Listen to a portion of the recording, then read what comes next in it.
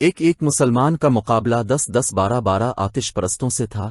اب مسلمان ذاتی جنگ لڑ رہا تھا، اس کے باوجود انہوں نے ڈسپلن کا دامن نہ چھوڑا اور بھگدڑ نہ چنے دی۔ اس موقع پر بھی سپاہیوں کو خیال آیا کہ خالد اپنے پہلوؤں کو اس طریقے سے کیوں نہیں استعمال کرتے جو ان کا مخصوص طریقہ تھا۔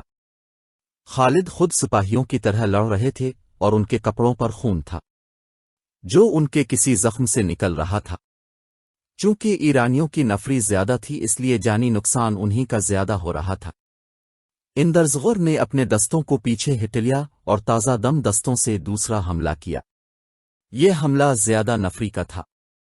مسلمان ان میں نظر ہی نہیں آتے تھے۔ اندرزغر کا یہ عہد پورا ہو رہا تھا کہ ایک بھی مسلمان کو زندہ نہیں جانے دیں گے۔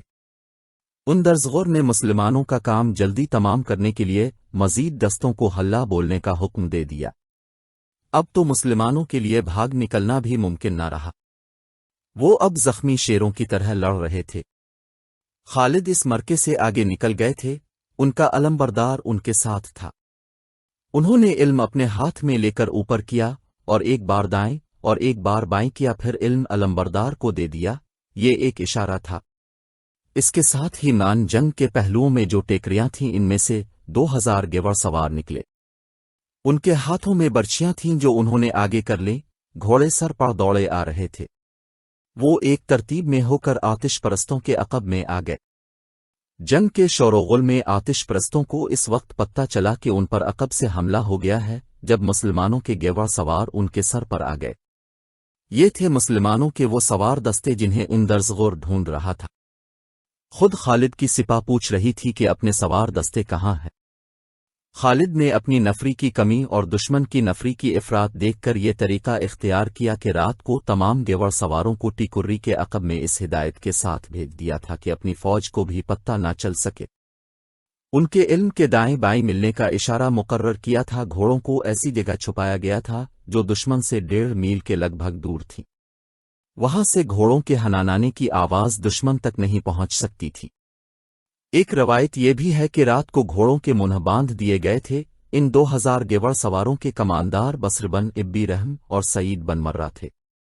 جب صبح لڑائی شروع ہوئی تھی تو ان دونوں کے کمانداروں نے گیوڑ سواروں کو پابر کاب کر دیا تھا اور خود ایک ٹیکری پر کھڑے ہو کر اشارے کا انتظار کرتے رہے تھے۔ آتش پرستوں پر عقب سے قیامت ٹوٹی تو خالد نے اگلی چال چلی جو پہلے سے طے کی ہوئی تھی۔ پہلوؤں کے سالاروں عاصم بن عمرو اور عدی بن حاتم نے لڑتے ہوئے بھی اپنے آپ کو بچا کر رکھا ہوا تھا۔ انہیں معلوم تھا کہ کیا کرنا ہے۔ جب گیوڑ سواروں نے دشمن پر عقب سے ہلّا بولا تو پہلوؤں کے ان دونوں سالاروں نے اپنے اپنے پہلو پھیلا کر آتش پرستوں کو گھیرے میں لے لیا۔ دشمن کو دھوکہ دینے کے لیے خالد نے اپنا محفوظ ریزرو بھی مرکے میں پہلے ہی جھونک دیا تھا۔ آتش پرستوں کے فتح کے نعرے آہ و بکا میں تبدیل ہو گئے۔ مسلمان گیوڑ سواروں کی برچیاں انہیں کاٹتی اور گراتی جا رہی تھیں۔ دشمن میں بھگدڑ تو ان ہزاروں عیسائیوں نے مچائی جنہیں جنگ کا تجربہ نہیں تھا، اور اس بھگدڑ میں اضافہ دشمن کے ان سپاہیوں نے کیا جو پہلے مارکوں سے بھاگے ہوئے تھے۔ وہ جانتے تھے کہ مسلمان کسی کو زندہ نہیں چھوڑیں گے۔ اب مسلمانوں کے نعرے گرج رہے تھے۔ جنگ کا پانسا ایسا پلٹا کہ زرتشت کی آگ سرد ہو گئی۔ بعض مورخوں نے دلجہ کے مرکے کو دلجہ کا جہنم لکھا ہے۔ آتش پرستوں کے لیے یہ مرکہ جہنم سے کم نہ تھا۔ اتنا بڑا لشکر ڈری ہوئی بھیٹر بکریوں کی صورت اختیار کر گیا۔ وہ بھاگ رہے تھے، کٹ رہے تھے، گھوڑوں تلے روندے جا رہے تھے۔ مورخوں نے لکھا ہے کہ اندرزغر زندہ بھاگ گیا، لیکن مدائیں کی طرف جانے کے بجائے اس نے صحرا کا رخ کیا۔ اسے معلوم کا تھا کہ اگر وہ واپس گیا تو اردشیر اسے جلاد کے حوالے کر دے گا۔ وہ صحرا میں بھٹکتا رہا اور بھٹک بھٹک کر مر گیا۔ دوسرے آتش سالار بہن جازویے کی فوج ابھی تک دلجا نہیں پہنچی تھی۔ مسلمانوں کو ایسا ہی ایک اور مرکہ لڑنا تھا۔ آتش پرستوں کے دوسرے سالار بہن جازویے کو بھی دلجا پہنچنا تھا اور قصر اردشیر کے مطابق اس کے لشکر کو اپنے ساتھی سالار اندرزغر کے لشکر کے ساتھ مل کر خالد کے لشکر پر حملہ کرنا تھا، مگر وہ دلجا سے کئی میل دور تھا اور اسے یقین تھا کہ وہ اور اندرزغر مسلمانوں کو تو کچل ہی دیں گے۔ جلدی کیا ہے۔ اس کا لشکر آخری پڑاؤ سے چلنے لگا تو 4-5 سپاہی پڑاؤ میں داخل ہوئے۔ ان میں 2 زخمی تھے اور جو زخمی نہیں تھے ان کی سانسیں پھولی ہوئی تھیں۔ تھکن اتنی کہ وہ قدم گھسیٹ تھے۔ चेहरों पर खौफ और शब बेदारी के तासुरात थे और उन तासुरात पर धूल की तह चढ़ी हुई थी। कौन हो तुम? उनसे पूछा गया। कहाँ से आ रहे हो? हम सालार उंदरज़गोर के लश्कर के सिपाही हैं। इनमें से एक ने थकन और खौफ से कांपती हुई आवाज में कहा, सब मारे गए हैं। दूसरे ने कहा, वो इंसान नहीं हैं। एक और कराहते हुए बोला, तुम नहीं मानोगे, तुम यकीन नहीं करोगे दोस्तों, ये झूठ बोलते हैं। जाज़ुए के लश्कर के एक कमांदार ने कहा, ये भगोड़े हैं और सबको डरा कर बेकसूर बन रहे हैं। उन्हें सालार के पास ले चलो, हम उनके सर कलम कर देंगे। ये बुज़दिल हैं। उन्हें सालार बहन जादुए के सामने ले गए। तुम कौन सी लड़ाई लड़कर आ रहे हो? जाज़ुए ने कहा, लड़ाई तो अभी शुरू ही नहीं हुई है। मेरा लश्कर तो अभी मोहतरम सालार। एक ने कहा, जिस लड़ाई में अपने शामिल होना था वो खत्म हो चुकी है। सालार उंदरज़गोर लापता हैं। हमारे तेगज़न पहलवान 1000 मर्द मुसलमानों के सालार के हाथों मारा गया है। हम जीत रहे थे, मुसलमानों के पास गेवड़ सवार दस्ते थे ही नहीं। हमें हुक्म मिला कि अरब के इन बद्दुओं को काट दो। उनकी तादाद बहुत थोड़ी थी। हम उनके जिस्मों की बोटियां बखेरने के लिए नारे लगाते और खुशी की छीनें बुलंद करते आगे बढ़े। जब हम उनसे उलझ गए तो हमारे पीछे से न जाने कितने हजार गेवड़ सवार हम पर आ पड़े। फिर हम में से किसी को अपना होश न रहा। सालार आला मकाम, जख्मी सिपाही ने हाँफते हुए कहा, सब पहले हमारा झंडा गिरा। कोई हुक्म देने वाला ना रहा। हर तरफ नफसन नफसी और भगदड़ थी। मुझे अपनों की सिर्फ लाशें नजर आती थीं।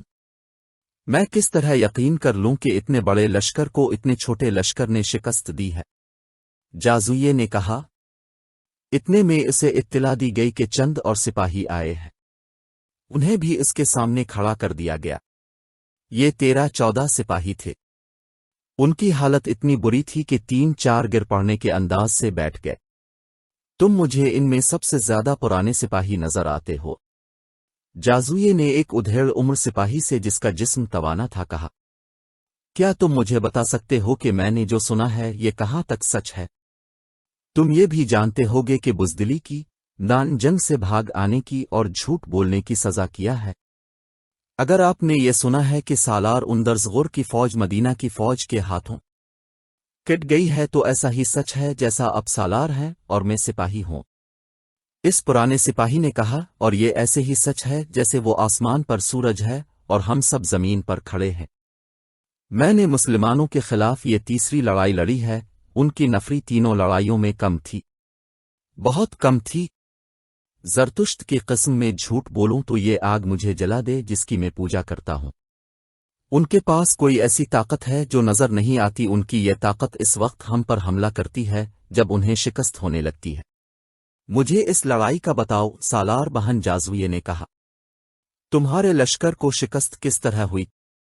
इस सिपाही ने पूरी तफसील से सुनाया कि किस तरह मुसलमान अचानक सामने आ गए और उन्होंने हमला कर दिया और उसके बाद ये मरका किस तरह लड़ा गया। इनकी वो जो ताकत है जिसका मैंने जिक्र किया है। सिपाही ने कहा, वो गेवड़ सवार दस्ते की सूरत में सामने आए। इस दस्ते में हजारों घोड़े थे। उनके हमले से पहले ये घोड़े कहीं नजर नहीं आए थे। इतने हजार घोड़ों को छुपाया नहीं जा सकता। हमारे पीछे दरिया था। घोड़े दरिया की तरफ से आए और हमें इस वक्त पता चला जब सवारों ने हमें काटना और घोड़ों तले रोंदना शुरू कर दिया था। आला मकाम, यह है वो ताकत जिसकी मैं बात कर रहा हूं। तुम में ईमान की ताकत है। खालिद अपने लश्कर से खिताब कर रहे थे। ये खुदाए वदे लाशरीक का फरमान है कि तुम में सिर्फ हैं ईमान वाले हुए तो वो 200 कुफार पर गालिब आएंगे। आतिश परस्तों का लश्कर और उनके साथी ईसाई भाग कर दूर निकल गए थे। दान जंग में लाशें बिखरी हुई थीं और एक तरफ माल गनीमत का अंबार लगा हुआ था। खालिद इस अंबार के करीब अपने घोड़े पर सवार अपनी फौज से खिताब कर रहे थे। खुदा की कसम, खालिद कह रहे थे, कुरान का फरमान तुम सब ने अमली सूरत में देख लिया है। क्या तुम आतिश परस्तों के लश्कर को देखकर घबरा नहीं गए थे? آنے والی نسلیں کہیں گی کہ یہ کمال خالد بن ولید کا تھا کہ اس نے اپنے سواروں کو چھپا کر رکھا ہوا تھا اور انہیں اس وقت استعمال کیا جب دشمن مسلمانوں کو کاٹنے اور کچلنے کے لیے آگے بڑھ آیا تھا، لیکن میں کہتا ہوں کہ یہ کرشمہ ایمان کی قوت کا تھا۔ خدا ان کے ساتھ ہوتا ہے جو اس کے رسول علیہ وسلم کی ذات پر ایمان لاتے ہیں۔ میرے دوستو، ہمیں اور آگے جانا ہے۔ یہ آتش پرستوں کی نہیں اللہ کی سرزمین ہے، اور ہمیں زمین کے آخری سرے تک اللہ کا پیغام پہنچانا ہے۔ دان جنگ فتح و نصرت کے نعروں سے گونج رہا تھا۔ اس کے بعد خالد نے اپنی سپاہ میں مال غنیمت تقسیم کیا۔ معلوم ہوا کہ اب کے مال غنیمت پہلی دونوں جنگوں کی نسبت کہیں زیادہ ہے۔ خالد نے حسب معمول مال غنیمت کا حصہ بیت المال کے لیے مدینہ بھجوا دیا۔ اس وقت تک آتش پرستوں کے سالار بہن جازویے کو پوری طرح یقین آ گیا تھا کہ اندرزغور کا لشکر مسلمانوں کے ہاتھوں کٹ گیا ہے، اور اندرزغور ایسا بھاگا ہے کہ لاپتہ ہو گیا ہے۔ بہن جازویے نے پانچواں اپنے ایک سالار جابان کو بلایا۔ تم اندرزغور کا انجام سن چکے ہو، جازویے نے کہا۔ ہمارے لیے کسرا کا حکم یہ تھا کہ ہم دلجا میں اندرزغور کے لشکر سے جا ملیں۔ اب وہ صورت ختم ہو گئی ہے۔ کیا تم نے سوچا ہے کہ اب ہمیں کیا کرنا آوئی؟ ہم اور جو کچھ بھی کریں، جابان نے کہا۔ ہمیں بھاگنا نہیں چاہیے۔ لیکن جازویے نے کہا، ہمیں اب کوئی کارروائی اندھا دھند بھی نہیں کرنی چاہیے۔ مسلمان ہمیں تیسری بار شکست دے چکے ہیں۔ کیا تم نے محسوس نہیں کیا کہ وہ وقت گزر گیا ہے جب ہم مدینہ کے لشکر کو صحرائی لٹیرے اور بدو کہا کرتے تھے؟ اب ہمیں سوچ سمجھ کر آگے بڑھنا ہوگا۔ ہماری ان تینوں شکستوں کی وجہ صرف یہ معلوم ہوتی ہے کہ ہمارا جو بھی سالار مدینہ والوں سے ٹکر لینے گیا وہ اس انداز سے گیا جیسے وہ چند ایک صحرائی قزاقوں کی سرکوبی کے لیے جا رہا ہو۔ جابان نے کہا، جو بھی گیا وہ دشمن کو حقیر اور کمزور جان کر گیا۔ ہماری آنکھیں پہلی شکست میں ہی کھل جانی چاہیے تھی، لیکن ایسا نہ ہوا۔ آپ نے بھی تو کچھ سوچا ہوگا۔ سب سے پہلی سوچ تو مجھے یہ پریشان کر رہی ہے، جازویے نے کہا، کہ کسرا ادشیر بیمار پڑا ہے۔ میں جانتا ہوں اسے پہلی دو شکستوں کے صدمے نے بستر پر ڈال دیا ہے، ایک اور شکست کی خبر اسے لے ڈوبے گی۔ یہ بھی ہو سکتا ہے کہ اس شکست کی خبر پہنچانے والے کو وہ قتل ہی کرا دے۔ لیکن جابان نے کہا، ہم کسرا کی خوشنودی کے لیے نہیں لڑ رہے، ہمیں زرتشت کی عظمت اور آن کی خاطر لڑنا ہے۔ میں تم سے ایک مشورہ لینا چاہتا ہوں جابان، جازویے نے کہا۔ تم دیکھ رہے ہو کہ کسر نے ہمیں جو حکم دیا تھا وہ بے مقصد ہو چکا ہے۔ میں مدعائیں چلا جاتا ہوں، کسرا سے نیا حکم لوں گا۔ میں اس کے ساتھ کچھ اور باتیں بھی کرنا چاہتا ہوں۔ اسے بھی یہ کہنے کی عادت ہو گئی ہے کہ جاؤ اور مسلمانوں کو کچل ڈالو۔ اسے ابھی تک کسی نے بتایا نہیں کہ جنگی طاقت صرف ہمارے پاس نہیں، میں نے مان لیا ہے کہ لڑنے کی جتنی اہلیت اور جتنا جذبہ مسلمانوں میں ہے وہ ہمارے یہاں ناپید ہے۔ جابان، طاقت کے گھمنڈ سے کسی کو شکست نہیں دی جا سکتی۔ میں بھی اسی کو بہتر سمجھوں گا، جابان نے کہا۔ آپ کوچ کو روک دیں اور مدعائیں چلے جائیں۔ کوچ روک دو، جازویے نے حکم کے لہجے میں کہا۔ لشکر کو یہیں خیمہ زن کر دو۔ میری واپسی تک تم لشکر کے سالار ہوگے۔ اگر اب کی غیر حاضری میں مسلمان یہاں تک پہنچ گئے یا ان سے آمنا سامنا ہو گیا تو میرے لیے آپ کا کیا حکم ہے؟ جابان نے پوچھا۔ کیا میں ان سے لڑوں آپ کے آنے تک جنگ شروع نہ کروں؟ تمہاری کوشش یہ ہونی چاہیے کہ میری واپسی تک تصادم نہ ہو، جازویے نے کہا۔ آتش پرستوں کے لشکر کا کوچ روک کر اسے وہیں خیمہ زن کر دیا گیا، اور بہن جازویے اپنے محافظ دستے کے چند ایک گیور سواروں کو ساتھ لے کر مدعائیں کو روانہ ہو گیا۔ بکربن وائل کی بستیوں میں ایک طرف گریا اوزاری تھی اور دوسری طرف جوش و خروش اور جذبہ انتقام کی للکار۔ اس عیسائی قبیلے کے وہ ہزاروں آدمی جو للکارتے اور نعرے لگاتے ہوئے آتش پرست لشکر کے ساتھ مسلمانوں کو فارس کی سرحد سے نکالنے گئے تھے، وہ میدان جنگ سے بھاگ کر اپنی بستیوں گئے تھے۔ یہ وہ تھے جو زندہ نکل گئے تھے، ان کے کئی ساتھی مارے گئے تھے۔ ان میں بعض زخمی تھے جو اپنے آپ کو گھسیٹتے آ رہے تھے مگر راستے میں مر گئے تھے۔ یہ عیسائی جب سر جھکائے ہوئے اپنی بستیوں میں پہنچنے لگے تو گھر گھر سے عورتیں، بچے اور بوڑھے نکل گئے۔ ان شکست خوردہ ٹولیوں میں عورتیں اپنے بیٹوں، بھائیوں اور خاوندوں کو ڈھونڈنے لگیں۔ بچے اپنے باپوں کو دیکھتے پھر رہے تھے۔ انہیں پہلا صدمہ تو یہ ہوا کہ وہ پٹ کر لٹے تھے۔ پھر صدمہ انہیں ہوا جب کہ عزیز واپس نہیں آئے تھے۔ بستیوں میں عورتوں کی آہ و فغاں سنائی دینے لگی۔ وہ اونچی آواز سے روتی تھیں۔ پھر تم زندہ کیوں آ گئے ہو؟ ایک عورت نے شکست کھا کر آنے والوں سے چلا چلا کر کہا۔ تم ان کے خون کا بدلہ لینے کے لیے وہیں کیوں نہیں رہے؟ یہ آواز کئی عورتوں کی آواز بن گئی۔ پھر عورتوں کی یہی للکار سنائی دینے لگی۔ تم نے بکربن وائل کا نام ڈب دیا ہے۔ تم نے ان مسلمانوں سے شکست کھائی ہے جو اس قبیلے کے ہیں۔ جاؤ اور شکست کا انتقام لو۔ مسن بن حارثہ کا سر کاٹ کر لاؤ جس نے ایک ہی قبیلے کو 2 دھڑوں میں کاٹ دیا ہے۔ مسن بن حارثہ اسی قبیلے کا ایک سردار تھا۔ اس نے کچھ عرصے پہلے اسلام قبول کر لیا تھا اور اس کے زیر اثر اس قبیلے کے ہزاروں لوگ مسلمان ہو گئے تھے۔ ان مسلمانوں میں سے کئی خالد کی فوج میں شامل ہو گئے تھے۔ اسی طرح ایک ہی قبیلے کے لوگ ایک دوسرے کے خلاف صف آرا ہو گئے تھے۔ تبری اور ابن قتیبہ نے لکھا ہے کہ شکست خوردہ عیسائی اپنی عورتوں کے تانوں اور ان کی للکار سے متاثر ہو کر مسلمانوں کے خلاف لڑنے کے لیے تیار ہو گئے۔ بیشتر مورخین نے لکھا ہے کہ عیسائیوں کو اس لیے بھی طیش آیا تھا کہ ان کے اپنے قبیلے کے کئی ایسے افراد نے اسلام قبول کر لیا تھا جن کی کوئی حیثیت ہی نہیں تھی، لیکن وہی افراد اسلامی فوج میں جا کر ایسی طاقت بن گئے تھے کہ فارس جیسی طاقتور شہنشاہی کو نہ صرف للکار رہے تھے بلکہ اسے تیسری شکست بھی بڑھیے چکے تھے۔ اب ان لوگوں کو اپنے مذہب میں واپس لانا بہت مشکل ہے، بکربن وائل کے ایک سردار عبدالاسود اجلی نے کہا۔ ان کا ایک ہی علاج ہے کہ انہیں قتل کر دیا جائے۔ عبدالاسود بنو اجلان کا سردار تھا۔ یہ بھی بکربن وائل کی شاخ تھی، اس لیے وہ بجلی کہلاتا تھا۔ مانا ہوا جنگجو عیسائی تھا۔ کیا تم مسلمانوں کے قتل کو آسان سمجھتے ہو؟ ایک بوڑھے عیسائی نے کہا، میدان جنگ میں تم انہیں پیٹھ دکھا آئے ہو۔ میں ایک مشورہ دیتا ہوں۔ اس قبیلے کے ایک اور بڑے نے کہا، ہمارے ساتھ جو مسلمان رہتے ہیں انہیں ختم کر دیا جائے۔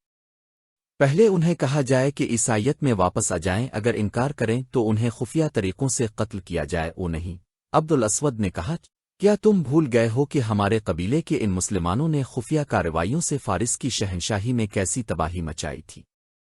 انہوں نے کتنی دلیری سے فارس کی فوجی چوکیوں پر حملے کیے تھے۔ انہوں نے کسر کی رعایا ہو کر کسرا کی فوج کے کئی کمانداروں کو قتل کر دیا تھا۔ اگر تم نے یہاں کسی ایک مسلمان کو خفیہ طریقے سے قتل کیا تو مسن بن حارثہ کا گروہ خفیہ طریقوں سے تمہارے بچوں کو قتل کر جائے گا اور تمہارے گھروں کو آگ لگا دے گا۔ ان میں سے کوئی بھی تمہارے ہاتھ نہیں آئے گا۔ پھر ہم انتقام کس طرح لیں گے؟ ایک نے پوچھا، تمہارے لیے تو انتقام بہت ہی ضروری لیے تو انتقام بہت ہی ضروری ہے، کیونکہ تمہارے 2 جوان بیٹے دلجا کی لڑائی میں مسلمانوں کے ہاتھوں مارے گئے۔ شہنشان فارس اور مسلمانوں کی اپنی جنگ ہے۔ عبدالاسود نے کہا، ہم اپنی جنگ لڑیں گے لیکن فارس کی فوج کی مدد کے بغیر شاید ہم مسلمانوں کو شکست نہیں دے سکیں گے۔ اگر تم لوگ مجھے اجازت دو تو میں مدائیں جا کر شہنشاہ فارس سے ملوں گا۔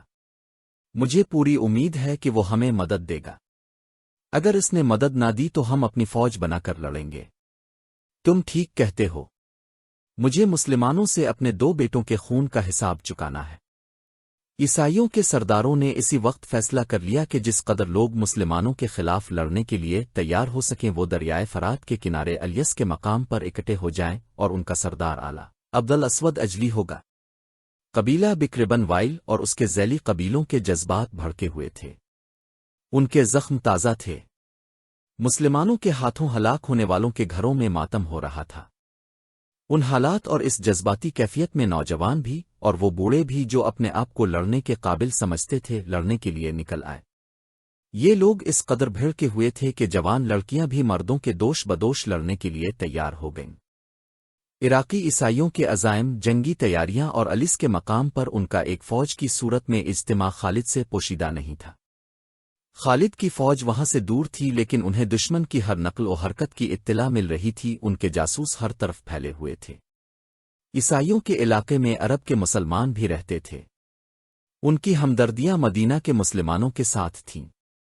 مسلمانوں کی فتوحات کو دیکھ کر انہیں آتش پرستوں سے آزادی اور دہشت گردی سے نجات بڑی صاف نظر آنے لگی تھی۔ وہ دل و جان سے مسلمانوں کے ساتھ تھے۔ وہ کسی کے حکم کے بغیر خالد کے لیے جاسوسی کر رہے تھے۔ خالد کے لشکر کے حوصلے بلند تھے۔ اتنی بڑی جنگی طاقت پر مسلسل 3 فتوحات نے اور بے شمار مال غنیمت نے اور اسلامی جذبے نے ان کے حوصلوں کو تروتازہ رکھا ہوا تھا، لیکن خالد جانتے تھے کہ ان کے مجاہدین کی جسمانی حالت ٹھیک نہیں۔